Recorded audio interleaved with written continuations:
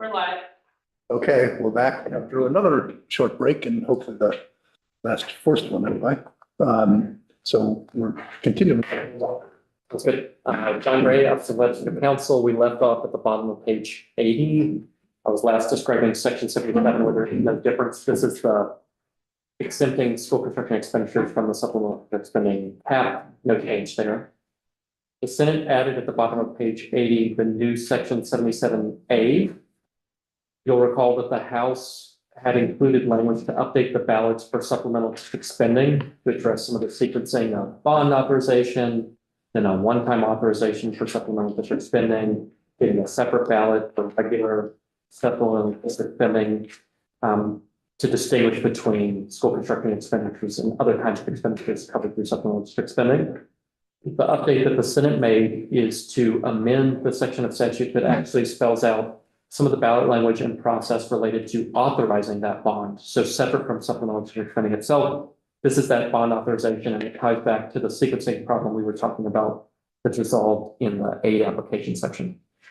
So what you'll see throughout are a couple of strike throughs and updates to AOE, cross references, some cleanup changes to reflect the new state aid program. And then the big changes really begin bottom of page 81 and leading on to page 82. There's a disclaimer that goes out with the ballots. Currently, it talks about state funds not being available, and that the district would be on the hook if that aid is not available. At the top of page 82, you see new language added to that. It's going to be in bold text on the ballot. And it says funds to cover annual debt service costs on the bond shall be raised through the supplemental district spending tax, and any bonded indebtedness incurred for school construction shall constitute an ongoing obligation not subject to annual authorization of supplemental district spending. So it's trying to draw out the interesting sequencing for doing school construction once you're in a world where you need to do supplemental district spending. It additionally provides at the bottom of page 82, separate from the ballot itself, but as part of an informational hearing, language estimating different possible supplemental district spending tax rates, making a number of assumptions based on different aid scenarios. And so the idea is that information is being made available to voters at the time that they authorize the bond, which again is not the time that they authorize SDS. So this is when they're voting on the full, they would be voting on the full authorization, not knowing what state aid is coming.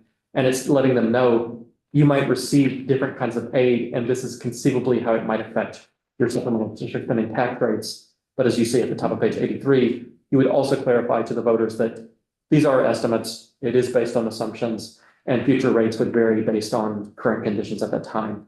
But it's slightly different than the current structure where it's almost, you can't really estimate what future tax rates would be under the current structure. Section 78 is the supplemental district spending ballot language that I was just talking about. And I would say that the way to explain the differences between the chambers, really the core is the same. It's trying to create two different ballots, one for regular SDS and one for school construction. And the Senate just kind of simplified the language, and that's what you see at the bottom of page 84. The kick-in for your regular vote is if the board determines that the district should raise funds to cover expenditures other than annual debt service obligations on outstanding capital indebtedness, then this ballot. And then it says what the ballot is. And one thing that does on page 85 is you see that it clarifies to voters that even if they don't authorize supplemental district spending in that year, they would still be subject to whatever supplemental district spending tax rate is required to support any ongoing annual debt service costs. It continues to keep the sort of two separate. Exactly. And that's what you see, a different lead in. It's the same concept. It spells out some of the timing for the one-time authorization. It says if the board receives a determination of aid and prior to issuing any bonds for school construction, so before incurring that actual bonded indebtedness, present for a one-time authorization SDS to cover those annual debt service costs. And similarly on 86, it does kind of a converse of what we just described. It says that if you separately approve any SDS, note that the rate you receive in that ballot will be the total rate required to cover that vote plus any annual debt service costs. So it's making clear to the voters that they're kind of a special kind of supplemental district spending. Section 79, we are now at the full construction sections, and we're jumping to quite simple to explain sections related to foundation for transition measures and reports There's just a conforming change in section 79 to repeal section 41 from Act 73. This is the ballot language for supplemental spending. There are now sufficient changes in the Senate proposal that you need to repeal and replace. That's what I put down there, but that language does preserve the Act 73 language. It just updates for the additional pieces we just talked about. The remaining sections I'll speak to, sections 80 through 82, I think are all transitionary measures. And the blue is off. These are continually effective for FY30, which is what the Senate proposed. So it's a 1-year acceleration, and that's what you see reflected in the highlighted in each of fiscal years 2030 through, et cetera. It's your EOP transitions, it's your SDS cap transition, your homestead property tax rate transition. I can always, Except for the foundation formula goes into effect in 2029 in the Senate version. And exactly. so bottom of page 87 and section 81, it still says 30. The blue is off, and I can update these. Oh, you just, is that? It's what you okay. meant? Yeah, no, you're Sorry. good. You're good. I mean, it's nice to clarify. I can update those to. Okay, sorry about that.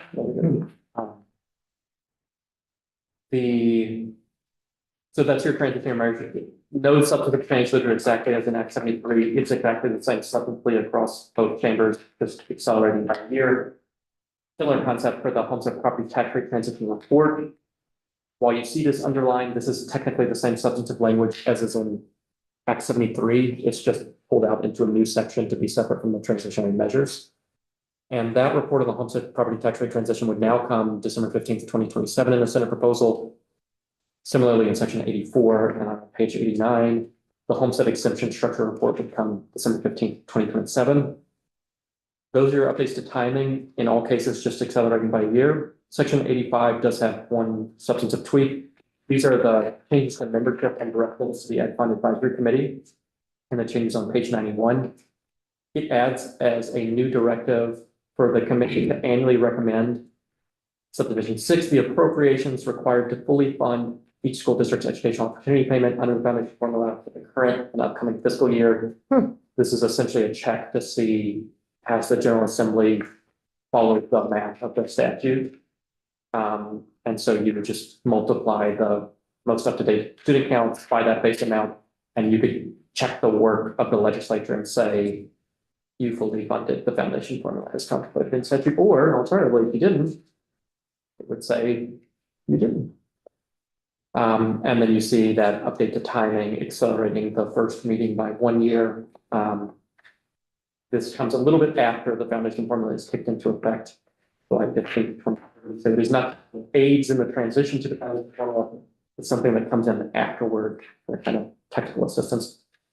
On 92, we have the effective dates, and these have been spoken to, I think, throughout the presentation, but the accelerated effective dates, it really touches the tax policy pieces outside of regional assessment districts. So property tax classifications, related provisions, and then it touches the foundation formula and the homestead exemption, all accelerated by a year from the proposal, with FY30, July 1, 2029 as the big date.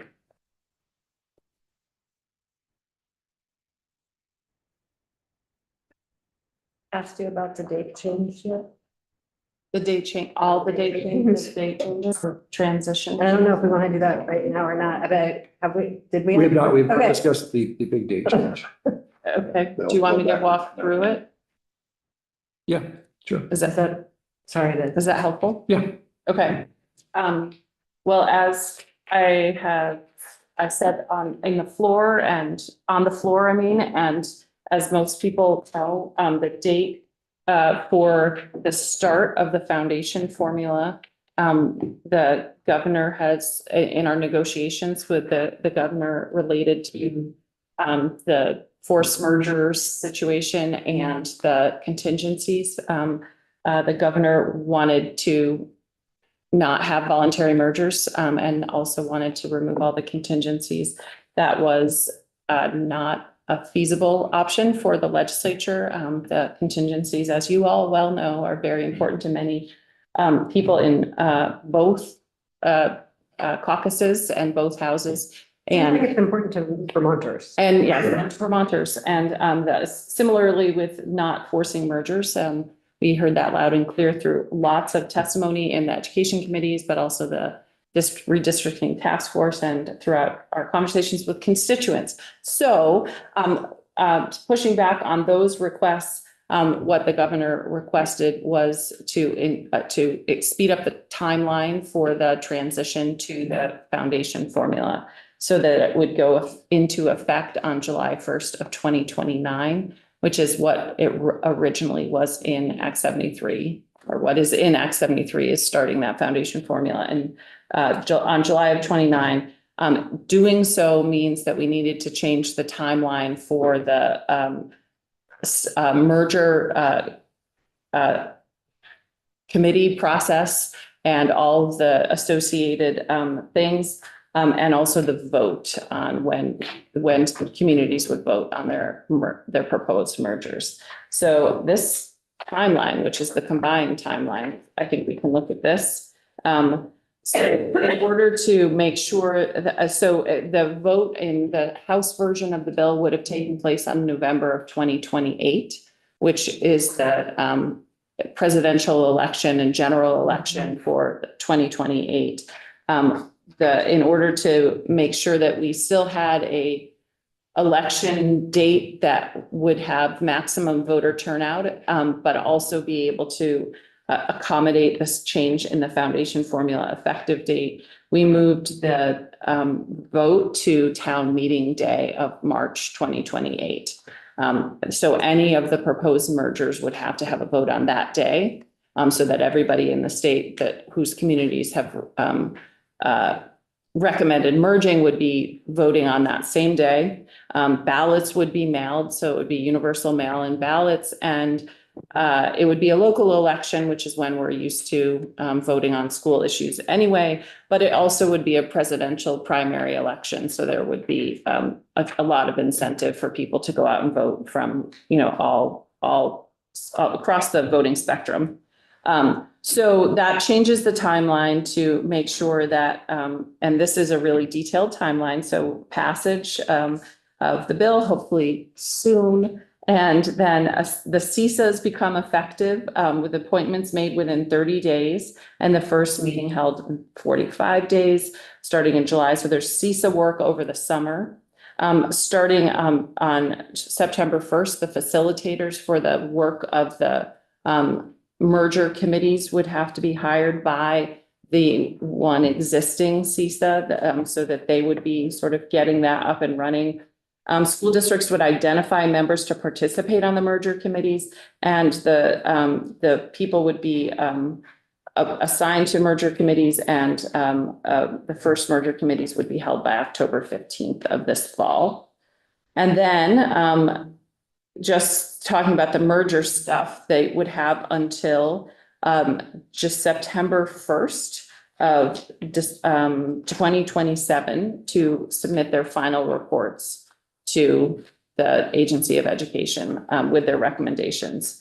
In between that October 15th of 26 and the September 1st of 27, there would be a lot of work happening. There would be various reports, and I can go into more detail if you want, but various reports. There would be work being done by the tax department, of course, as we're moving toward that. Work being done on the district quality standards and rules, and the grand list, and merger committee status reports. And of course, the merger committees themselves would be doing a lot of community meetings and analysis and trying to figure out what their path forward is.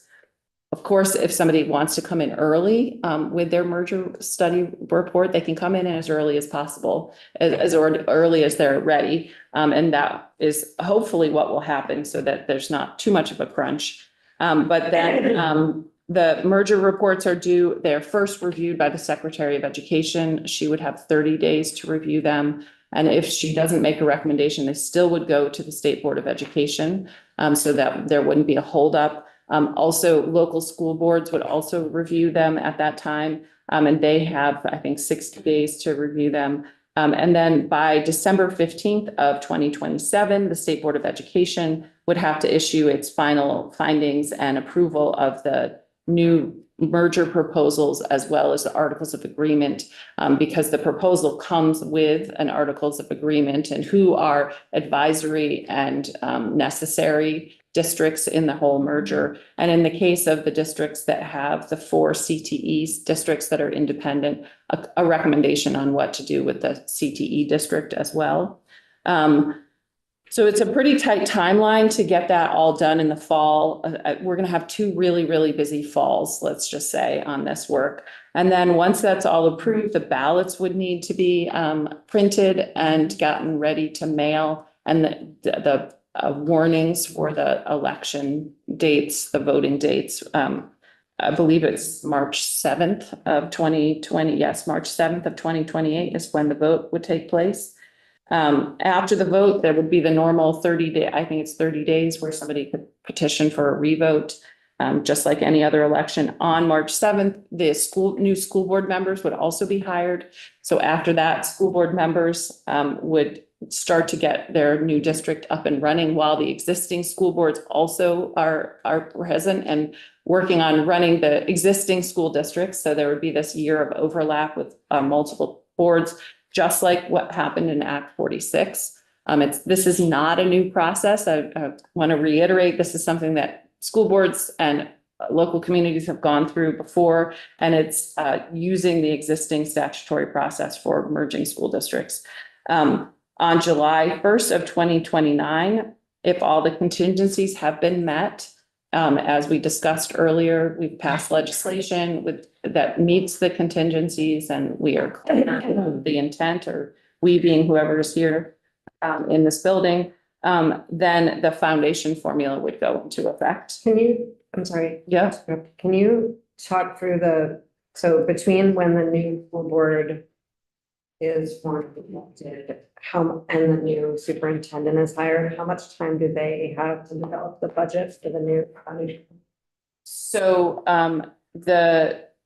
Is it like a year? Yeah. So yes, they would have the next year. So the budget for FY for that current year would already be in place. So for FY 29 would already be in place, and then they would have a whole year to develop the budget, hire a superintendent. Sorry, I sort of skipped. But yeah, hire a superintendent and work through the new budget. So we would have to have the foundation formula set so they know what they're budgeting to. Yep. By July, essentially by July 1st of 28, we would need to know what the foundation formula is going to be so that districts can use it to make their FY 30 budgets. And also that we would also need to know the tax stuff so that we can anticipate the tax rates and everything as well. So that's all embedded in the timeline. And then there's some regional assessment district stuff that happens after, as Kirby noted. That's always been sort of like the last thing that happens. So it is tight, but there is still there's still a full budget cycle between when the votes happen and the new formula goes into effect and the new budgets happen. Yeah. And by the way, there's a mistake on this because under July 129, the Senate does not have prohibition on fees for tuition. So the Senate version has an X on that. Right. Correct. Yeah.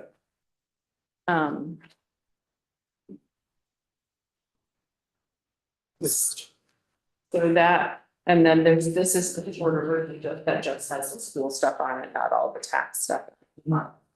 But it will be a lot of work for local communities and new school boards and the tax department for that matter. But it seems to be feasible to make happen. And I think our communities, they wanted to have voluntary mergers. So hopefully they will be up for the process of working toward those possibilities. Thanks. One of the areas that's just under the more detailed one, and this one we may just need to make more explicit in the language. It's sort of reads like, the state board has from December 1st to December 15th. Yeah. I think we just need to make clear that the reports could go to both parties. And then, of course, the secretary isn't going to just sit on all of them until December 1st. Yeah, I think that is a good point, that we Make that- want to give them more than 2 weeks to do their work. Well, They can just become, because the reports are due September 1st. Yes. So one would hope that they'd be sort of reviewed by the secretary in batches and they can go to the state. Yeah, the secretary of the state board and local school boards should be all reviewing them simultaneously, yeah. basically. Yeah, and we can clarify that. Do that, yeah. Great. Thank you. Emily just stepped out for a very quick moment. Yeah. I just would like to echo what Emily said earlier, in some appreciation for, a lot of the work you've done. She noted some areas in school construction. I look at things like, a process for adjusting CISA boundaries, which we did not have included. And then there are some other, smaller areas, but just sort of like picked up on this, picked up on that, found solutions for it, and definitely appreciate that. You know, I think we've got a few things to work through, but as we were flipping through the pages, there's a lot more commonality here than there is difference. So probably we're ready to, at some point, dive in. I don't know if we sort of caucus first at this point. I'm playing it by ear. But anyway, you know, we can sort of go back and revisit some of the things as well, or look at things that Well, I were. think the big, Get close. in some ways, the big move on our part was to adopt your framework. Yeah. Because it was very different than ours. Well, not very different, but different. And for our committee, for the head committee to move to the CISOs was a kind of a major shift. We moved in that direction and be interested. Appreciate that. And again, so much of this, there's a lot just of things that were caught that are great, and appreciate that as well.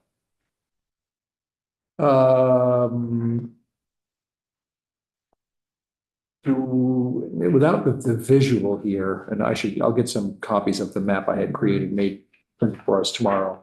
But just to sort of talk over some of the differences in those areas, just to get some whys.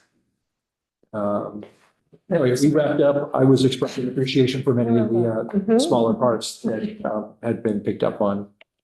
Yeah, a lot of this is like some of our, like, the best work that can happen between two chambers in terms of, you guys added a lot of polish.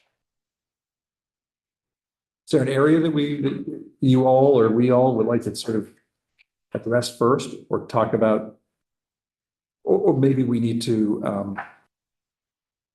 do a little caucus, just sort of say, hey, let's sort of check off this, and this, the things that we find we can't agree on. Yeah, I think that might be helpful do we want to come back together tonight? Yeah, if it's, I don't know what our. I mean, were there areas that you had mentioned areas that you had questions of?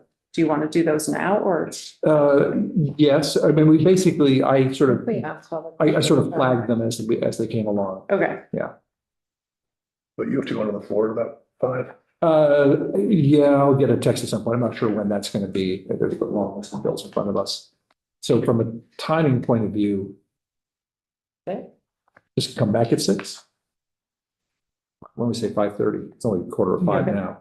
Are we gonna, will you have the maps to look at then? Oh, I'll try to get those. Yeah. Yeah, that would be very.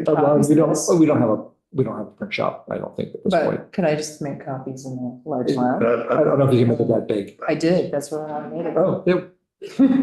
That's where I Okay. got this one from. Has printer. Okay, so, All right. Okay. I just did this in the large lounge earlier tonight. I will send those to you to have printed. Okay, cool. So what did we just say? 5:30? 5:30? 5:30?